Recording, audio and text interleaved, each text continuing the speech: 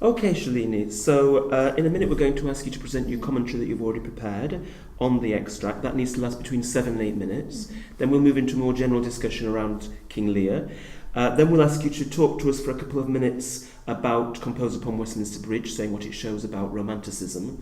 And then we'll move into more general discussion around Frankenstein and William Blake.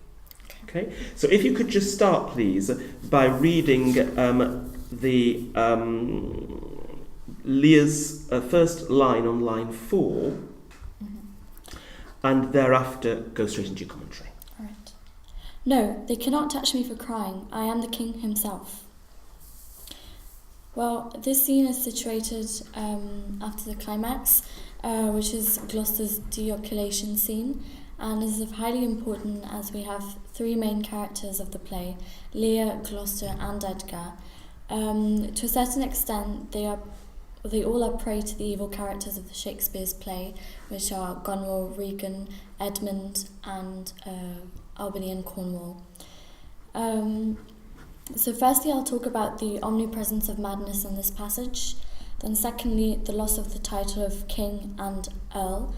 And finally, the reverse of the natural order and how nature plays an important role in this passage. First of all, we can sense the omnipresence of madness in this passage through the characters of Lear and Edgar mainly. The stage directions at the start, enter Lear mad, in brackets shows us directly that Lear is supposed to be mad in this passage. And we can see that Lear is still believing he is a king himself. So, no, they cannot touch me for crying. I am the king himself. So he's still not able to believe what has happened to him, what his daughters have done to him. He uses also a lot of animal imagery when he talks about his suffering that his daughters Goneril and Regan have inflicted on him. So, for example, he says, they flattered me like a dog and told me I had white hairs in my beard.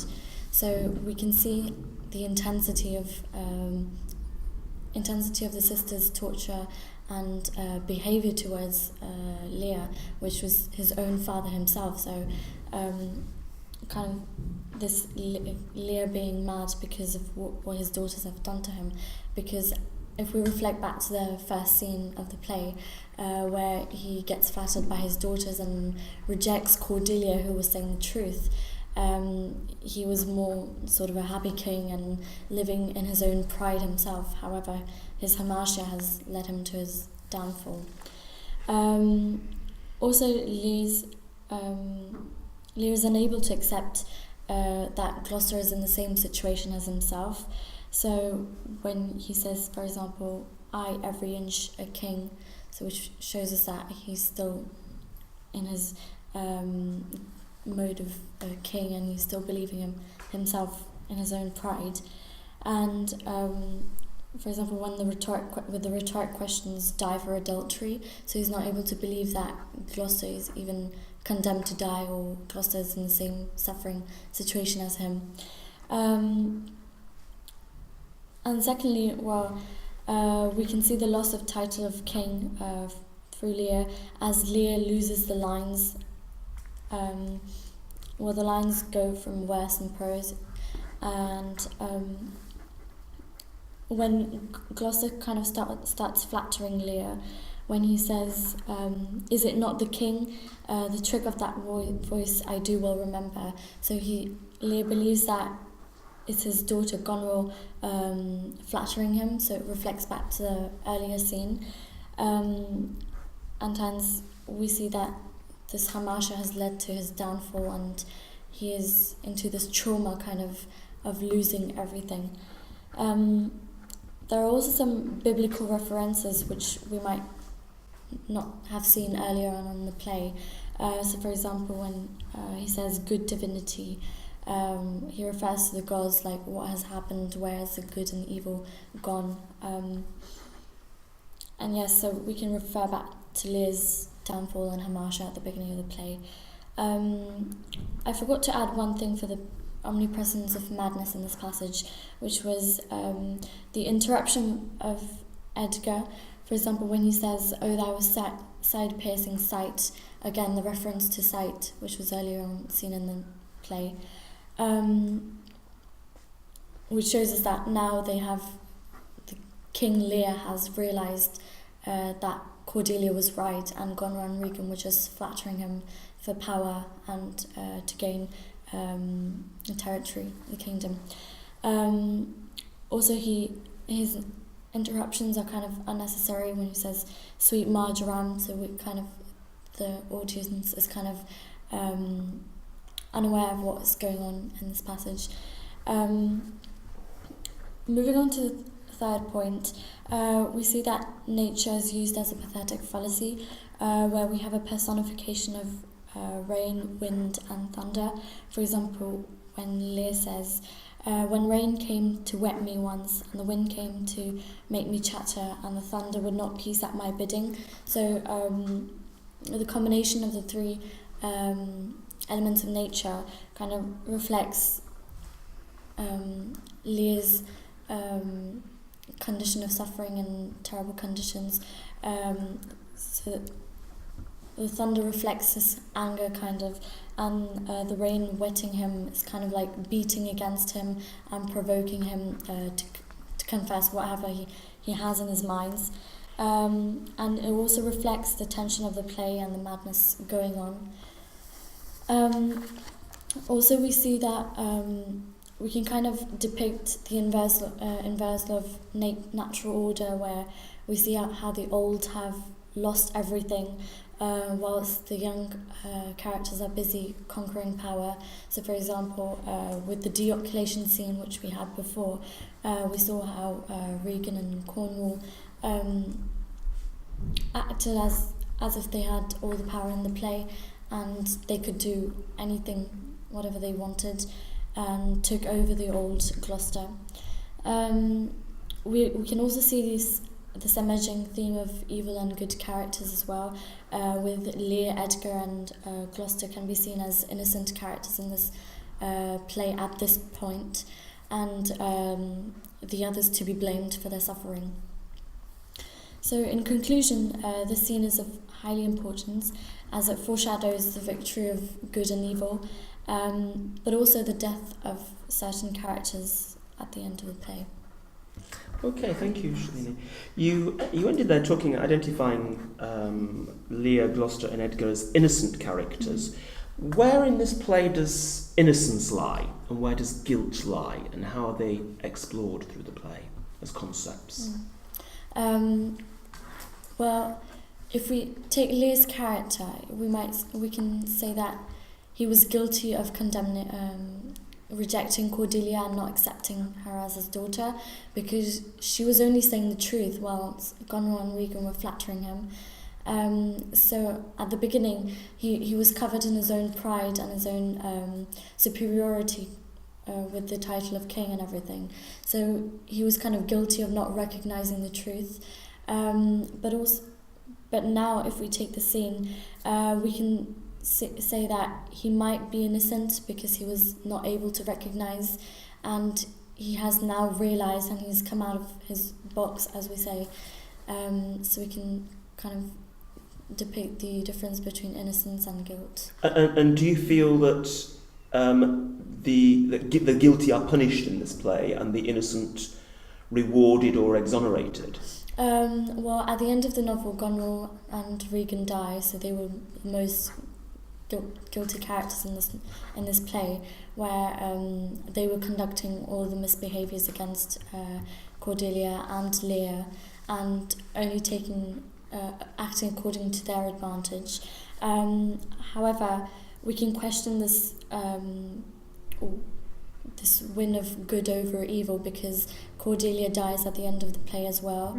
So even though the truth wins, everybody has to die in order to bring out a new world. I think that's what Shakespeare's trying to depict. And do you think at the end of the play you get that sense of a new world beginning and a new hope? Well, with only two characters who remain, Edgar and Albany, we see. And if we take the character of Albany, we see that he has evolved throughout the play. Well, he has he has realised after the deoculation scene how low his wife can become, and even with when Edgar gives him the letter Goneril was sending to Edmund, confessing that she loves Edmund the most, we see that he realises that he's nowhere in this situated in this mess. He comes out and realises that, and this is what we see at the end of the play, where Edgar takes over and with the final lines. Do you think Edgar's going to be a good king? Well, I think what Shakespeare tries to show is that all the characters who have seen the poverty and been rejected by society kind of get the intense feeling and kind of realise what society expects from them. For example, with Edgar's madness, we see that he's aware that he has not done anything, but he has to do this kind of mimicry and drama to prove that he has not done anything. So I think that Shakespeare tried to say that yes, characters have to go through the downfall to become a good leader. Sort of a way. Is it significant that downfall that you've just identified is one of madness? Because it's interesting you're talking about Edgar in a way having to become mad, and that's part of his downfall. Why madness for Shakespeare? Why not just poverty? Well, for example, with the character of Edgar, we see madness and poverty combined together. So, and also with Lear, he has lost everything. So he does not have his kingdom, he does not have a house to live in, and he's kind of shattered internally. So we see that intense feeling coming out in nature, and what Shakespeare tries to show that you have to go to this certain extent of intensity to come out of to realise that what you have been through in life is not only your achievements which count, but also your family and your relationships and bounding together. And how is that expressed in the play? How is the sense that madness might lead to some kind of realisation or some understanding? How is that understanding actually expressed by Lear and or Edgar during their madness? Well, for example, in this passage we have kind of this connection to God and nature. So Lear kind of saying good divinity, and no was no good divinity. So what is there any good or left, or is there any evil? Why is there so much evil? And earlier on as well, we saw that he was blaming gods for all the evil, and he was telling them kill all the evil around him. And also with the fact that he uses a lot of animal imagery to criticise what's going on around him. So for example, he refers to himself as a dog over here, so being treated in a kind of inferior way. And just to pick up on this idea here of Edgar, Edgar, and you mentioned in your commentary as well, Edgar has some few interjections. Could you talk about the sort of the use of dramatic irony in this passage or elsewhere in the play? Well, here the audience is aware that this had to happen. Lear had to lose everything in order to realise that Cordelia was the true daughter who loved him. So the audience is kind of aware, even with the stage directions, enter Lear mad. So we are aware of what's happening and the characters are not. So we kind of can foreshadow the situation afterwards, where Lear would meet Cordelia and realise his love for her, and kind of they would bond with each other, and this true love would sort of triumph. But however, the audience is not aware that Cordelia might die at the end of the play. Okay, thank you, Shani. We're going to leave Lear and move on to Romanticism. You've got a copy of Composed Upon Westminster Bridge there. Could you just talk to us for 2 or 3 minutes about that poem, please, saying what it shows about Romanticism as you studied it? Wordsworth's poem Composed Upon Westminster Bridge, September 3, 1802, highly romantic, as we can see the presentation of nature and individual combined together. So for example, the poet in this poem emphasises on the beauty of nature.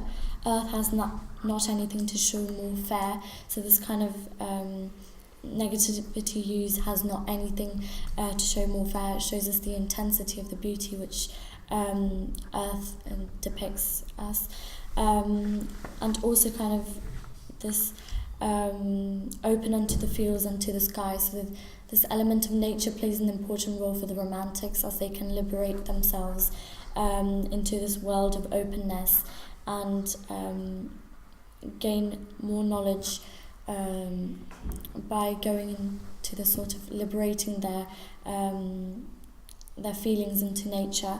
For example, in his first splendour, valley, rock, hill, never saw I felt a calm so deep. So this intensity of calm in this nature brings out the feelings of the poet.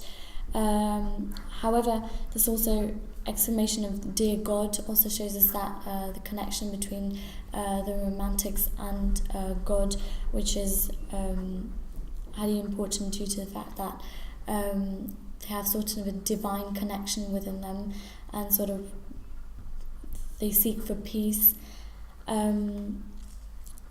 Also, the sort of the expression of individual can be seen through the form of the poem, which is a sonnet. So, which the sonnet at that time was used to show that the poet liberates himself and kind of has a really structured feeling and brings it out throughout the nature. Okay, thank you. I just wanted to pick up on the point you made about the calm intensity. That actually, it's quite paradoxical, isn't it? It's an intense sort of calm. Mm-hmm. Do you think the Romantics, from the other reading you've done, were very interested in these paradoxes? Well, we could say, for example, in Frankenstein, we have this with the character of the monster who kind of seeks for inner peace in nature and kind of resides into nature. However, he's also willing to discover the world and to gain more knowledge through discovery. So when he meets the de Lacys, for example, he kind of spies onto them and learns how to build relationship with the people around him. You also talked about the fact that you saw a divine connection in Wordsworth's poem. To what extent are the other Romantics that you've studied connected to God, and what is God for them?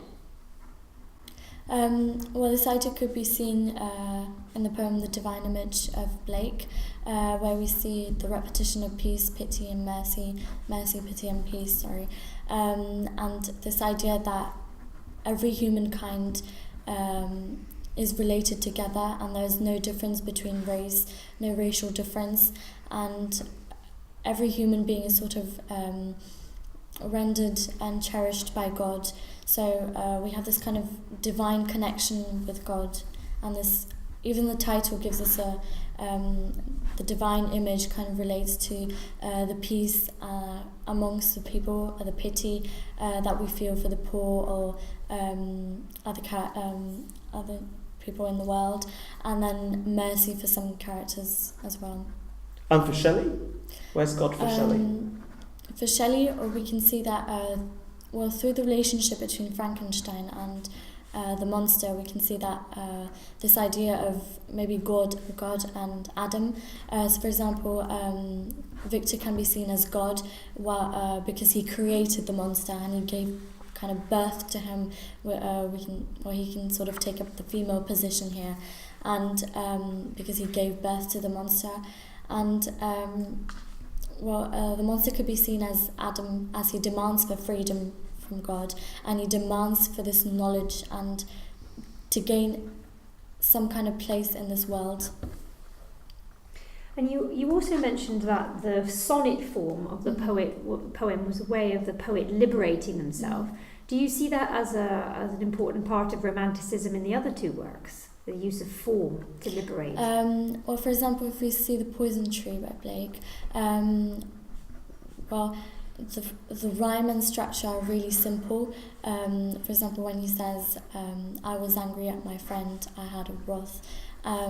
We see those short sentences and short rhymes as well, which is kind of contrasting to the different themes we see in the poem, because the poet expresses anger, but he's also relieved that his friend dies at the end of the poem, so which is kind of contrasting and contradicting to the way he expresses as well. So this idea of romanticism is seen through the way the poet expresses. So this idea of expression is really vast and can go from any intensity as well. Okay, and with Shelley, does she use form as a liberation? Well, if we see through the character of the monster in her novel, we see that through rhetoric questions the monster uses, why did you give birth to me, or why am I here, and what is sort of, he questions sort of his role in society, and this kind of intensity gives the monster, gives the reader a kind of emotion of pity for the monster, because truly indeed he's in this world, but he's not doing anything, and he's feeling very lonely inside. So even though he seeks for peace in nature, he's kind of frustrated because he has nothing to do around, and he's been rejected so many times by society. Even though, for example, he saves a girl from drowning, or he meets up with the de Lacys, they kind of reject him because of his outer nature and his kind of outside beauty, which is not seen by the characters in the novel. Well, it's interesting you talk about beauty there. Where is beauty for the Romantics in your view? Well, in my opinion, if we see in Shelley's novel Frankenstein, we can talk about beauty in the sublime nature, and this idea when nature plays an important role for the Romantics. So, for example, this idea of sublime can be seen in the first letters of Walton, where he describes this kind of crispy ice and this kind of frost touching his cheeks. So with this intensity, at the beginning of the novel, we see that the Romantics' idea of intensity and beauty resides in nature, but also in the beauty of the inner character. For example, with Elizabeth Lavanza, we can see that Victor describes her as a playful child, and this kind of childlike image seen through the character of Elizabeth as well. And what about for Blake? Where do you find the beauty? Where does he see beauty? For Blake, for example, in nature yes. As well? Blake's beauty resides in nature and in the beauty of the children. So, for example, when in the introduction poem of Innocence, we see that this kind of beauty of the child and the piper. So the piper is following the child as he tells him to write the poem, and as he's guiding him throughout. So with this beauty of the form and structure as well, we see that the beautiful rhymes kind of guiding the poet into what the child says. So this idea of child playing an important role shows us that society should kind of liberate themselves into nature as well. If we see the echoing green, where children play outside in nature, and also with the nurse's song, where even though the nurse tells them to go back as the time is passing, the children say that they want to wait till sunset and play and dance around in nature. How far do you think the Romantics were also interested in how beauty is corrupted? Well, for example, we see beauty in this poem composed upon Westminster Bridge.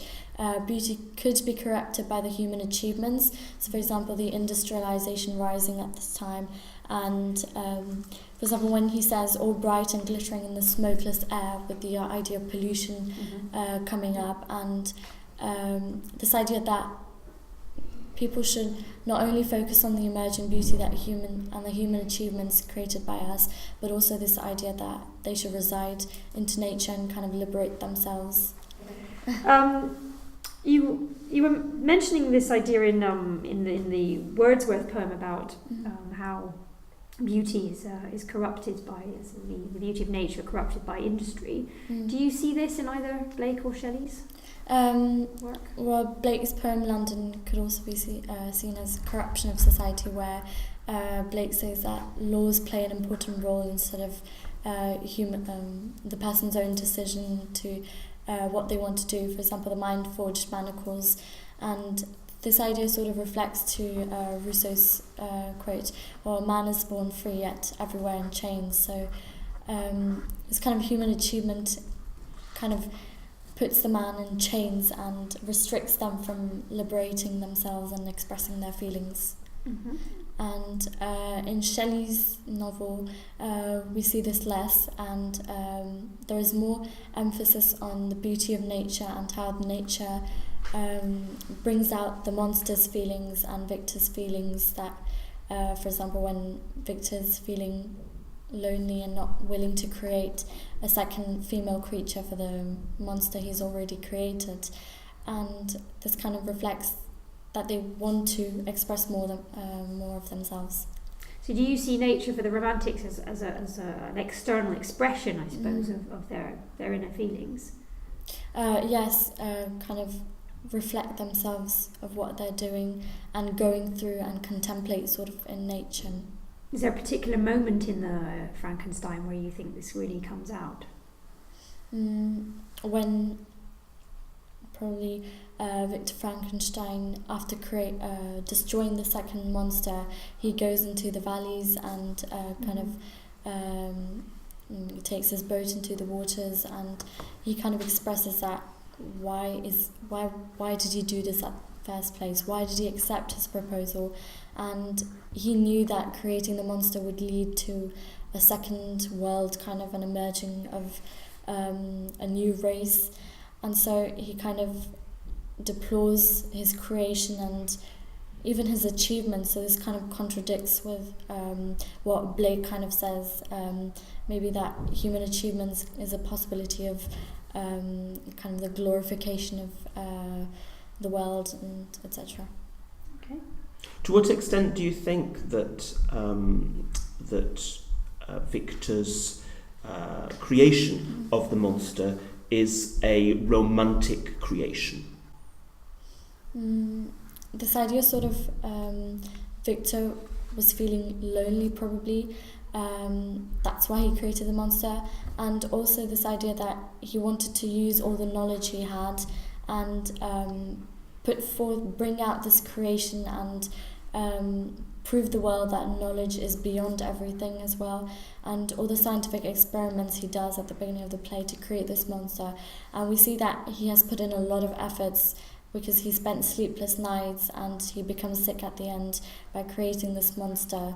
So this idea of knowledge plays an important role in Shelley's novel as well. And what would Blake's definition of knowledge be, do you think? Blake would... Or sense, perhaps, rather than definition. Well, Blake puts forth that knowledge can lead to creation. However, he emphasises more on the role of children kind of breaking this from this mind-forged manacles and breaking themselves, because they're used as chimney sweepers, so they're bound into this human adult laws, and they cannot free themselves from their jobs. So this kind of children should liberate themselves, educate themselves, and learn more. Okay, thank you very much. Okay, let's have a look then. I thought the Shakespeare commentary was really well organised. I thought there was some reference to language. The focus was very clear, it was very well structured, she kept within the time. She took each point and developed them with reference to language, as you said, pathetic fallacy, the verse prose. She talked about techniques like personification, elements of tragic genre. There was a sense of the audience, I thought. There was a sense that there was someone watching the play and... and being moved by the intense emotion. There was clearly a good understanding of the play, although I felt that sometimes her questions were her answers were a little bit disconnected to the question. I felt she deflected our questions sometimes. Had things she wanted to talk about, or she was more comfortable with than perhaps what. I've written your question about, or the question we asked about Edgar and Albany at the end. She took Albany, developed that quite a lot, so she was very willing to develop it, but it was actually deflecting the question and moving it to another. It wasn't the precision in the answers. But I did feel on romanticism there was a real ownership of the topic. She was very, very flexible there in her knowledge. She moved very fluidly between both texts. And what I liked about it was the extent of her use of both texts. You know, she talked about the minor characters, the Delaces, Elizabeth, Walton. She talked about a wide range of poems. So I thought it was a very wide-ranging My issue was response. that she wasn't particularly moving between them voluntarily. We had to do a bit of tennis for her there. I felt but she did move between texts within an author, or different elements of the novel, between different Blake poems and the different elements of Frankenstein. So there was that flexibility that was there. Perhaps sometimes her responses could have been a little more, a bit more insightful, perhaps, a bit more sophisticated. Yeah, the language, I've made a note of the language as well. Her language was clear, fluent, yet sometimes imprecise. There was, I think, for me, there was a lack of precision with answers, and there was a lack of precision with the expression of how she actually answered. So I've got 14, 17 now. Yeah, I've got the same too. Shall we start with 17? Yeah. Positive. Okay. Shows consistently good sound familiarity with the texts, yes. Evidence of close reading was there. Insight, less clear. Ability to argue, less there. As well. If we look at 14, a sound knowledge of the text, willingness to discover a real sense of engagement from time to time. The use of knowledge is also sound, though, and rather literal narrative character. I'm not sure it was a little bit better than that. Yeah, and I don't think there was any unevenness. I didn't get a sense that there was one text that was preferred either. I would say that she was solid on all. So shall we say 16? It's 15 or 16, isn't it? Full, well-structured commentary, yes. Broader knowledge, yes. You see, for 17 on the synoptic topic, use of knowledge is focused, selective. Voicing informed opinions. All that was there. An active and committed response. Now, I certainly take your point. It did not identify constructive parallels, which is why I think it's perhaps 17 going down. I wouldn't say it was as high as 17. 17 going down. 16. 16. Yeah, 16. I'd be happy with 16, 15, 16, 16. No, yeah. Okay, 16. 16.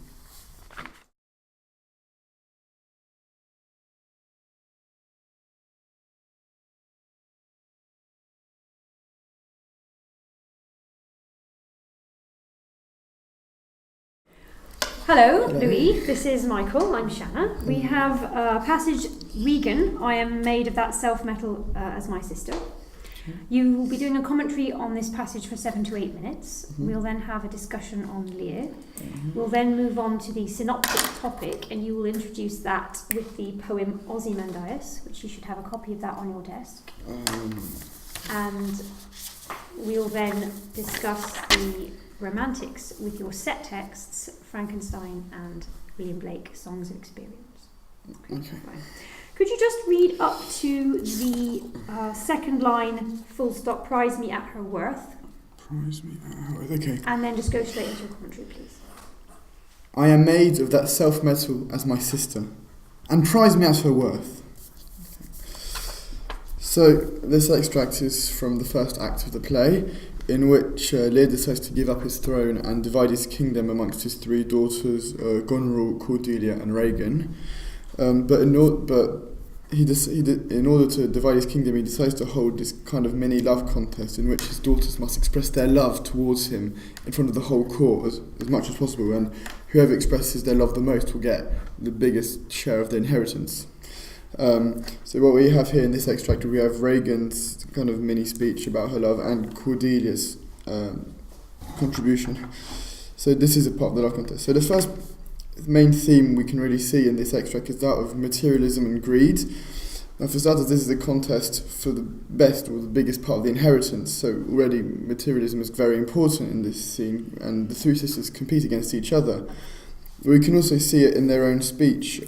Regan says, "I am made of that self-metal as my sister." She also says, "Prize me at her worth." It kind of creates a sort of sense that she's objectifying herself and comparing herself to her sister, saying, "I am more valuable than my sister, Gonru."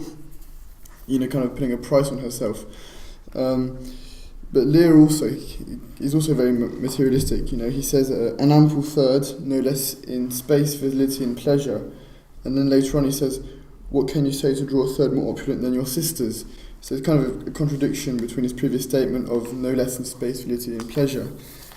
And really shows that the more you profess your love, the more your fortunes increase, which kind of creates the sense that love or speech is kind of a currency in this extract, and it's not actually a genuine emotion. You can also especially see this with Cordelia when she says nothing, he says nothing will come of nothing.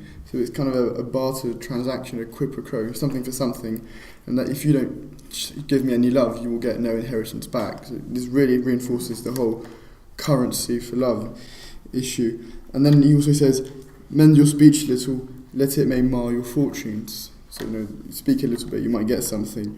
So there is very little love in this play, in this extract. It's kind of only currency or greed, which really shows at one point how greedy and Regan and Goneril are, because they really express their love as much as possible. They use superlatives such as the most precious square, so it's hyperboles, exaggerations. She even claims that she's an enemy to all other joys. So she is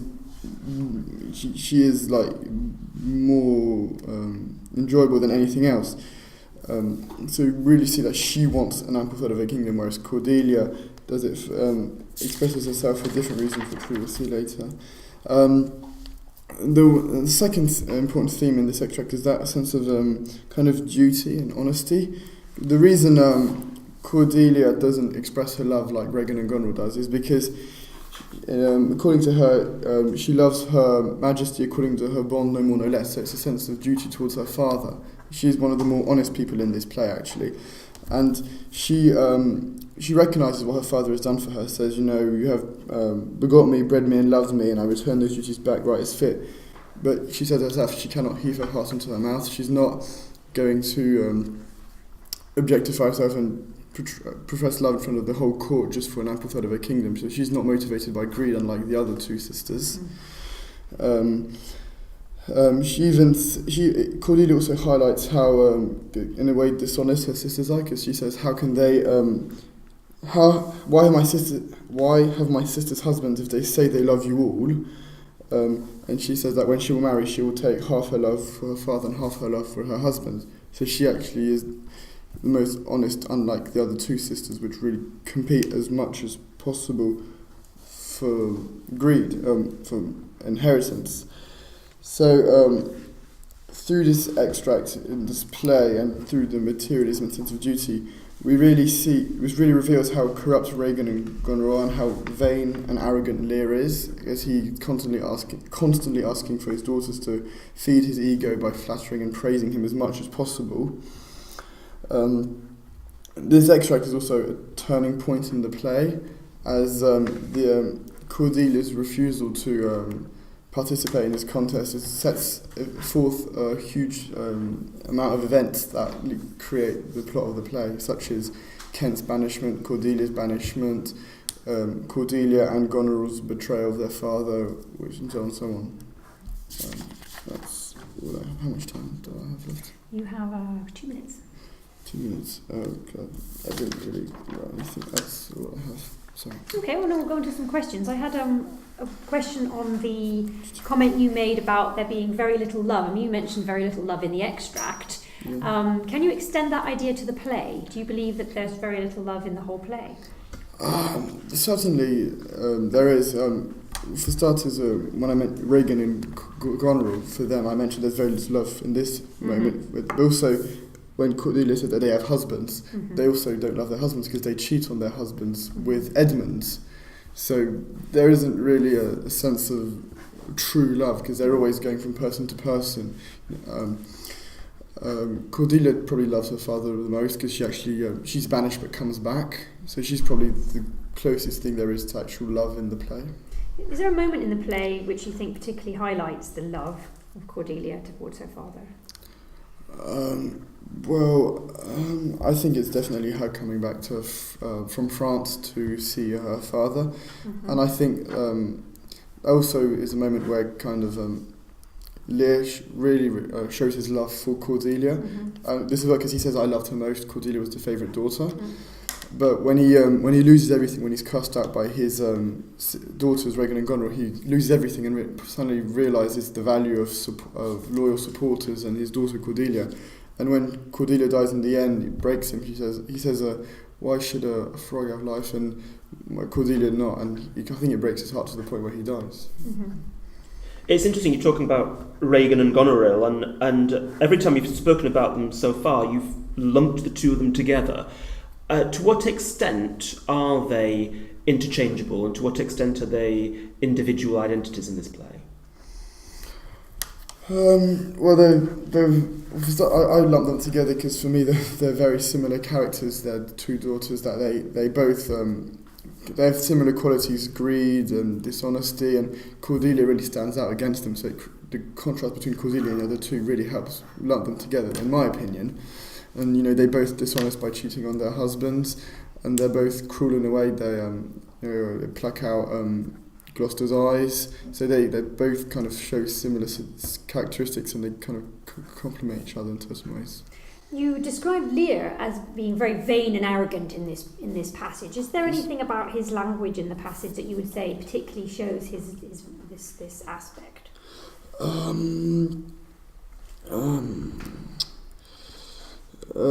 What can you say to draw a third more opulent than your sisters speak?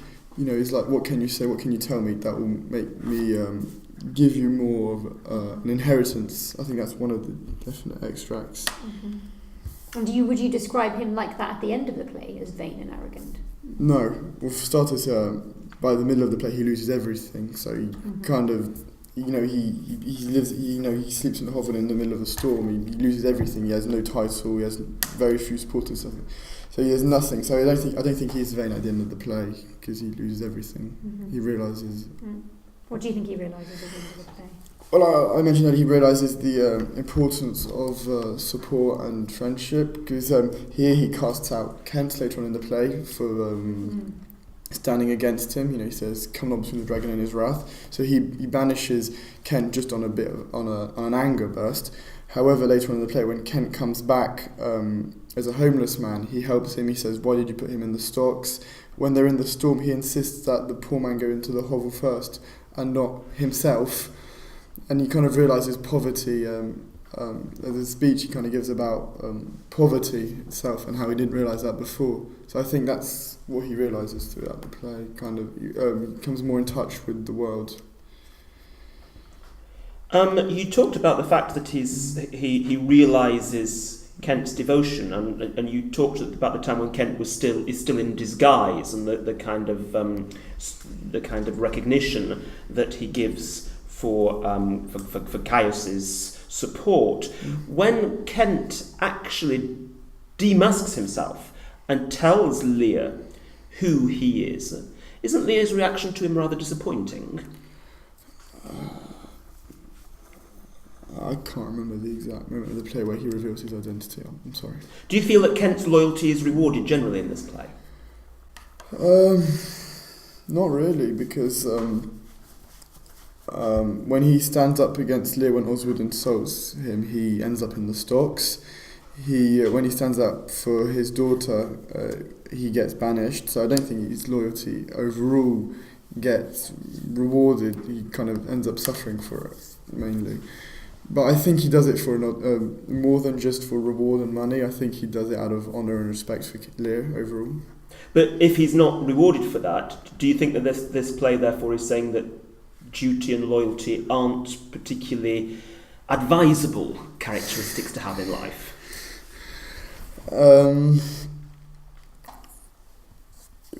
In a way, yes, you could probably go that way, and you could also say that those who are disloyal end up profiteering the most, such as Regan, Goneril and Edmund. So in a way, this play could entice you to be dishonest. But in the end, those who are disloyal don't really prevail much neither. Regan and Goneril die, Edmund dies as well. So I don't really think that it would really entice you to be dishonest and disloyal. I just think that it kind of shows the importance of duty and respect and honour towards certain people, and how people will follow you no matter what, even when you lose everything. You mentioned as well that this is an important moment in the play because it's a turning point. Yeah. Do you think that this is, the actual catalyst of the tragedy is Lear? Do you think Lear is responsible for everything that happens? I think Lear holds a very important part of the blame in this in this extract, or in the catalyst of the play, as you said. Maybe doesn't realise it, but it's kind of his whole behaviour and personality is that, his vain arrogance that leads him to have this contest in the first place. When Cordelia says nothing, he kind of feels his pride is wounded, so he lashes out, and his anger causes him to banish Kent and Cordelia. So I think that's certainly a very important aspect. But also I think there's other aspects that you can really account for, such as Regan and Goneril, who turn against him. That wasn't really his fault, but that's also a very important part of the play. But I think the fact that he banished Cordelia helps Cordelia. The fact that he banishes Cordelia helps Regan and Goneril turn against him, because there's less of a balance of power, and he's on his own against. That word balance makes me think of the natural order, which is again another key theme in the play. How is Shakespeare exploring an inversion or a reversal of natural order in the play? Well, we can clearly see that the younger generation takes control of the older generation. You'd kind of respect your elders, but here in the play, Regan and Goneril turn against their own father, so it's a very important sense of betrayal, so it's not respecting the natural order of things.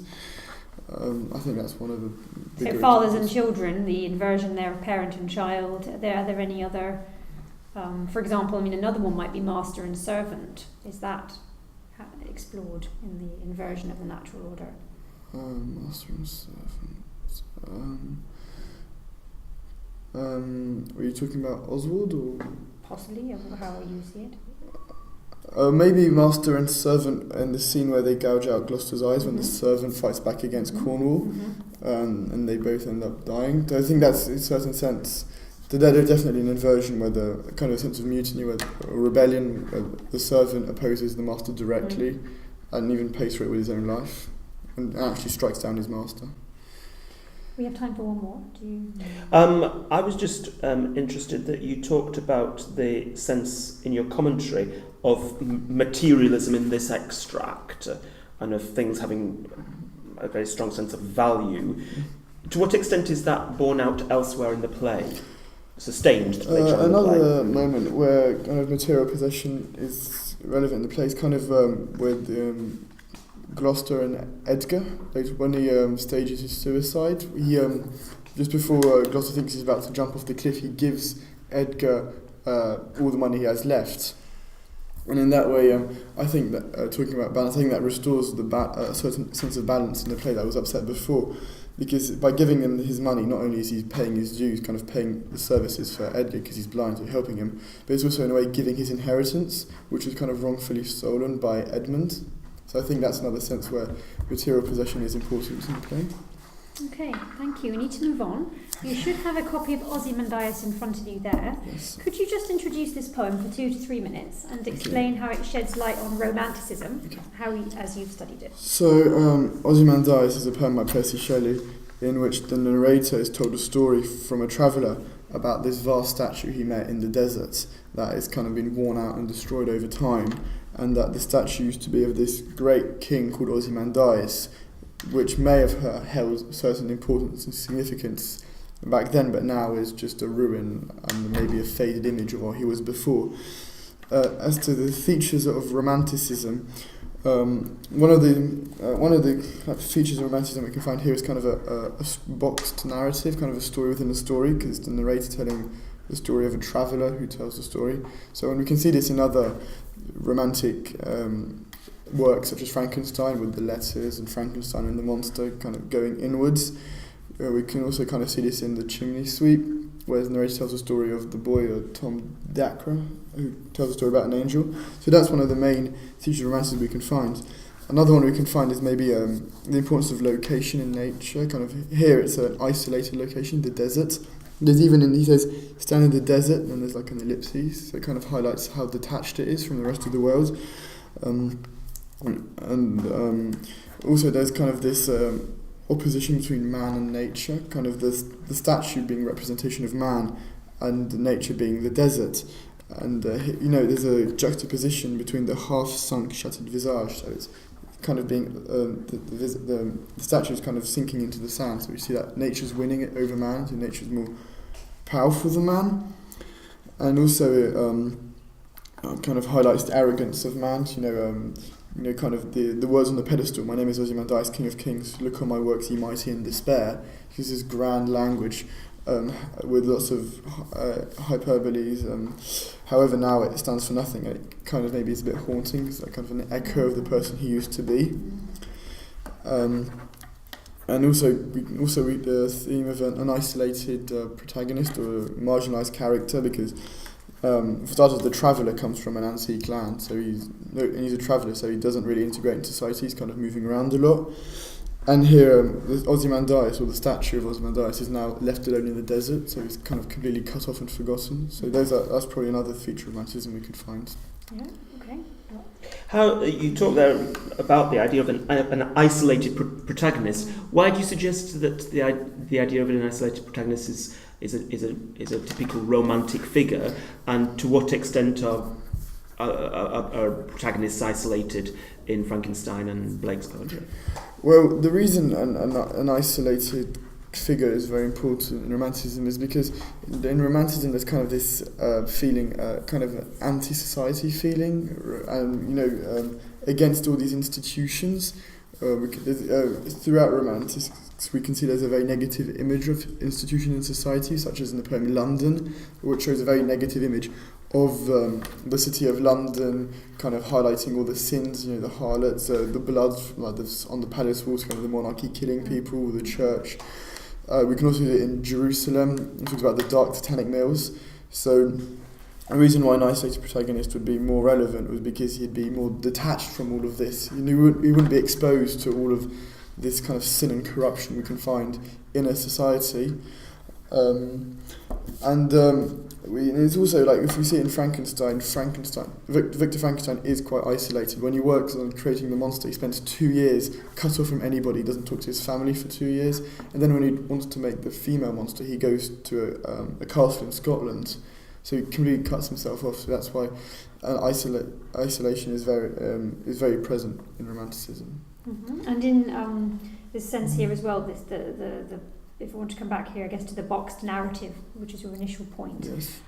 You made a brief link to the Frankenstein letters. Could you discuss that and just tell us a bit more what the effect of having this boxed narrative in Frankenstein is? The boxed narrative, in my opinion, helps tell the story. Frankenstein helps tell the stories from different points of views. Mm-hmm. So first you have the point of view of Walton, then you have the point of view of Victor Frankenstein, then you have the point of view of the monster. And it can really help see the world in different lights and kind of understand the characters better, because the letters help us understand the Walton better, saying that he's alone and that he's in deep need of a friend, and kind of his thirst for adventure and discovering the North. And then when Frankenstein tells his story, we can really understand what motivated him and what pushed him to go into science and create the monster. And at the end, just before the monster starts his tale, we really have a kind of a negative image of the monster, kind of this ugly brute, an abomination. But when the monster tells his story, you emphasise more with the monster. He feels more abandoned. He had to live in a hovel. He couldn't talk to anybody. He was cut off. So it really helps us understand the characters better. I'm just interested in this, in the contrast, however. If you look at the poem, you have speech marks, don't you? Yes. The speaker meets a traveller who says, and then we have the direct speech. Whereas with the box narrative in Frankenstein, it's actually Walton recounting what someone told him. Do we really hear the voice of Frankenstein and the creature? Or are we just hearing what Walton remembers? I think it's more of what we hear, what the character, because it's a first-person narrative, if I remember correctly. So it's more personal, so we really have access to more of his thoughts. Here we don't really have access to the thoughts of the traveller, it's only what the traveller is telling us, whereas in Frankenstein we really go inside Frankenstein's mindset when he's making the monster, we really see kind of how disturbed he is, and so I think it's a kind of a different style of box narrative. You say we see a sense of something disturbed in Frankenstein's mind. How do we see that? How does Mary Shelley make us understand that there's something disturbed, as you say, about Frankenstein? What I would use to kind of highlight how disturbed Frankenstein is would probably be the sequence in the charnel houses when he's looking for body parts for the monster. Because at this point he spends his whole time in charnel houses, so surrounded by death and rotting corpses, which is not really a healthy obsession to have. But we kind of see that he loses his humanity because he no longer sees the bodies as people, but more as objects. He talks about lifeless matter, kind of as if they were Lego objects and building blocks. And when he sees a decomposing corpse with rotting flesh, he no longer feels repulsed by it, but he's more intrigued, and he kind of looks at it and studies it. So we kind of really see that he changes from the happy childhood he used to have in Geneva to kind of this person who becomes obsessed with dead corpses and doesn't even see them as people but more as objects. Is disturbed a term you would use in relation to Blake's poetry as well? Disturbed, maybe not as much. Disturbed, for starters, that's not correct. I wouldn't really say there's a sense of this. Maybe in the Poison Tree, there'd be a sense of a kind of disturbed character, where a character kind of has this wrath towards someone and feeds it through this plant and kind of get this vengeful idea. So that would probably be one of the more disturbed incidents, and kind of pushes him to commit murder by killing his foe with the poison tree. So that's probably the biggest example of a disturbed character, in my opinion, in Blake's poetry. What disturbs Blake politically? What you mean? What upsets him? Yeah, what upsets him? I mentioned earlier they're against society, but one of his biggest quarrels is institutionalized religion. Because Blake is very spiritual, but he doesn't approve of the religion, kind of the church, the institution itself. And one of the poems in which we can see this the most is The Garden of Love, in which he talks about the building of a church in a natural land where he used to play, so he can't even play, and he uses it with negative connotations, talking about the priests walking in black robes as if they were prison guards. He talks about the commandments that were nailed onto the church door, so nailed is already more of a violent imagery, and the commandments, thou shalt not, so it's imperative, it's giving an order, so there's not much choice. And talks about from where the flowers used to be, they're now gravestones, so kind of nature's been replaced with death. And talk about, I think it's binding with briars, kind of, so they're using nature in a negative way, with thorns, kind of to tie people up. So clearly there's a sense of, he's against the institution of religion itself. And I think we also see it in London, where he talks about the blackening church, it's kind of corrupting people. So that's one of his biggest quarrels about society. But he's also got this idea such as social reform. He's against child labour, which is actually a theme. I think that was a popular theme at the debate around his time. One of the most important poems you can see this is in The Chimney Sweeper, about children working in horrible conditions. I think he talks about locked in a black coffin, and he says that for him children are a symbol of innocence. And he talks about how the children are being robbed of their innocence. He says their heads are being shaved, and their hair used to look like curls of a lamb, and now it's gone. So they're robbing their innocence. And I think at the end he talks about if society does their duty, then we have nothing to worry about. But they're not. So. Do you think the Romantics idealised children? Were they unrealistic about them? I think there's a definite sense of them putting a very important emphasis on childhood. For starters, of Frankenstein, you think one of the quotes in the book is, "No childhood passed more happily than mine." So for them, childhood is very important, and is intimately linked with innocence, which for them is good. And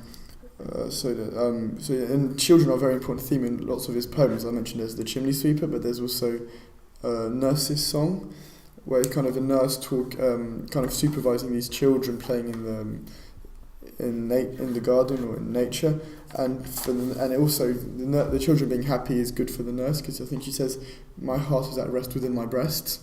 So kind of if the children are happy, the adults are happy, and there's a very there's a very minor presence of adults in Blake's poetry. I think there's the nurse, there's old John, I think there's the mother in The Little Black Boy, but that's pretty much it. Whereas children are very important also in the introduction to innocence. You've got the child who's kind of with the piper telling him what to do, and sing this song, play. Do you see that same representation though in Shelley? Apart from the mentioning of Frankenstein's own childhood, we have some children in that novel. Are they presented in a similar way?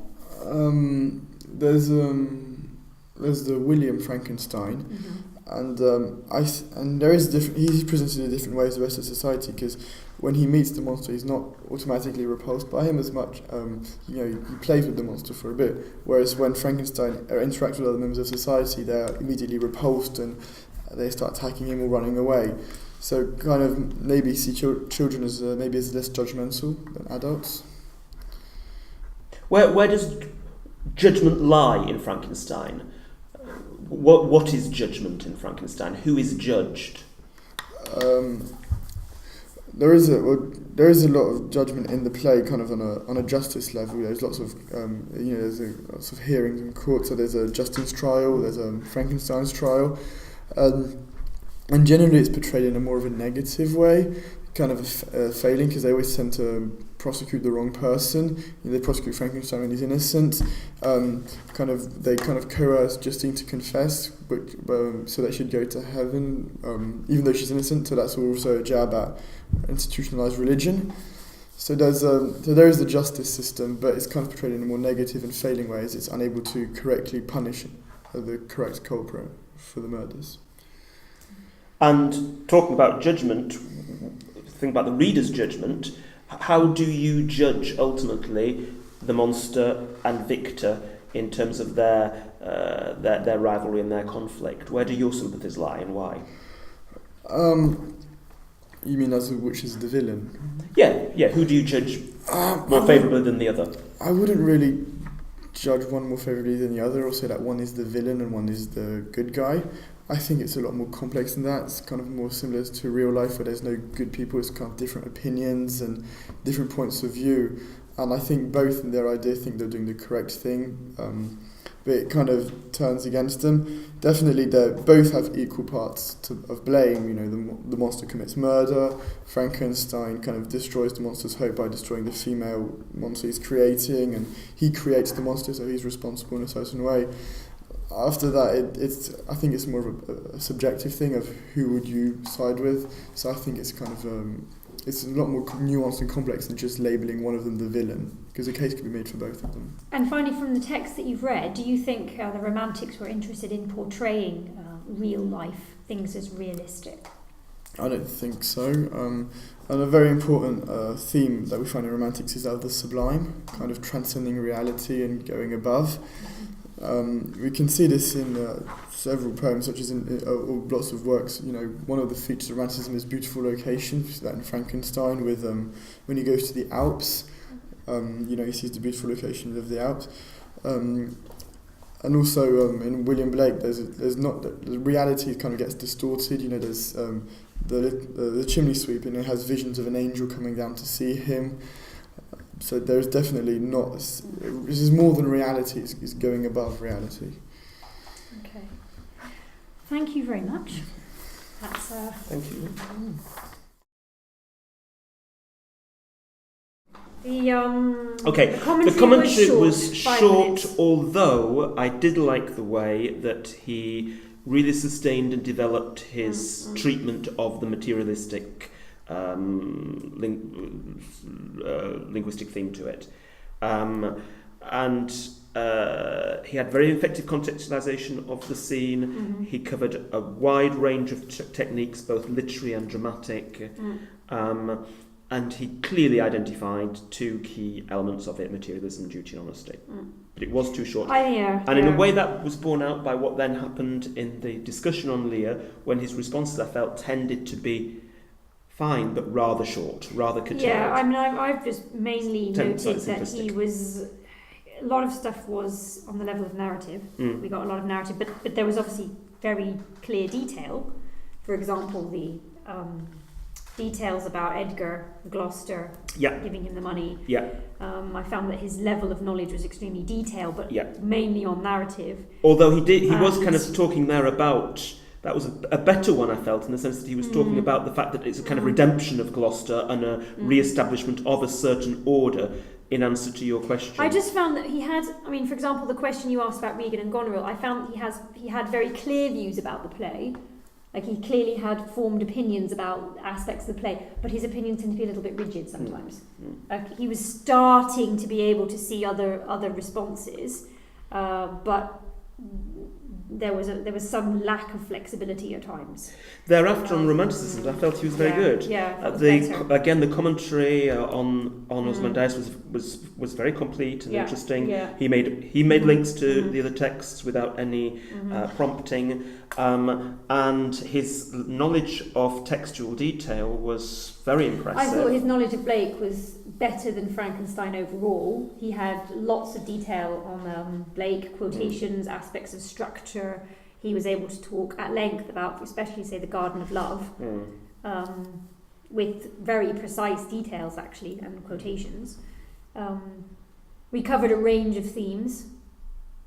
I felt his knowledge was more flexible with the romantic section. I felt that we could throw different ideas at him, and he was able to move around. He dealt with that very abstract question about judgment very well. Yeah. He also was, when we asked about this idea of being disturbed, and then what about being disturbed in Blake, you could see he was like, oh, I hadn't thought that, but then his knowledge was quite flexible to come up with Poison Tree, and I've written has flexible knowledge. I think there's a sense of it being rigid, but he could take on other ideas. I like this idea of the haunting tone, actually, of the Ozymandias. I thought that was really well done, actually. So perhaps slightly uneven. Yeah, and uneven. I think we should also be looking at 14, 17 again as well, and somewhere between two. If we start with the positive and thinking about the synoptic topic, if you look at 17, I would say it's well considered, digested, yes. Yes. Focused and selective knowledge, yes. Yep. His sensitivity to language, I felt he had that with Blake, but then when we started, I mean, that question about the boxed narrative, he was a little bit unsure about him. He understood there was a boxed narrative or frame narrative in Frankenstein. He wasn't quite sure why. That was the form, but thereafter on the language, when he had the question about Frankenstein's madness, and he there did talk quite sensitively about the moment in the charnel houses. No, I thought on a level of narrative, the lifeless and detail, matter, the fact he saw human body as lifeless matter, was quite interesting linguistically, I thought. So he's definitely on key point 17 for synoptic topic. I think the thing is here we've got the. I thought the commentary was good and was interesting. I didn't find it very well structured. I didn't find there was a structure to his. He said he talked about two main ideas, but there was a sense that he hadn't really, and that came out as well in the fact that it was too short.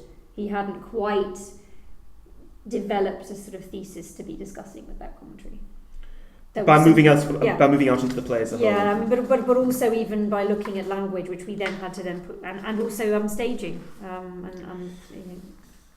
I asked him a question on Lear's language, and you could see that wasn't something he hadn't considered. So, if we look at key point 14 for Shakespeare, adequately full, yes. Grounded, yes. Broad contextual knowledge, yes. Competent, though somewhat simplistic analysis of character. I wouldn't say it was simplistic. So No, it's not going. I mean, that's more 13, competent. isn't it? That's down.